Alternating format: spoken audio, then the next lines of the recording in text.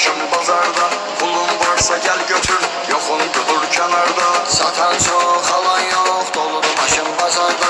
Pulun var, gel götür, yoxun dur kənarda. Bahalı olan maşınlar cəlb eləyir adam.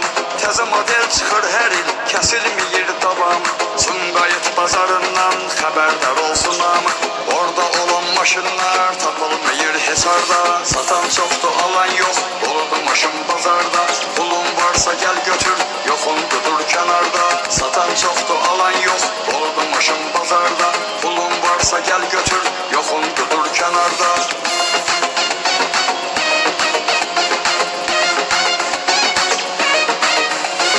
Herkesenin bir fikir dolanır orada başında. Koca dallal Allah'dır, zavanı cavan yaşında. Görürsen ki alan yok, yatma soyuq maşında.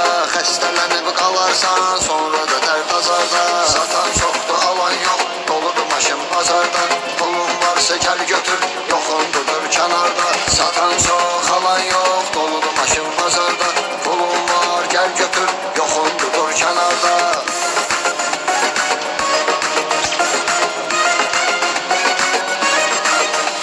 Sovet maşınlarıyla çoxdur maşın bazarı. Arxası yerlə gedir, burnu da çox yuxarı. Görən kimdən almısan, sən belə ixtiyarı. 07-nin qabağını saxlamısan yuxarıda. Satan çoxdur, alan yox, doludur maşın bazarda. Pulun varsa gel götür, yoxun dur kənarda. Satan çoxdur, alan yox, doludur maşın bazarda. Pulun varsa gel götür,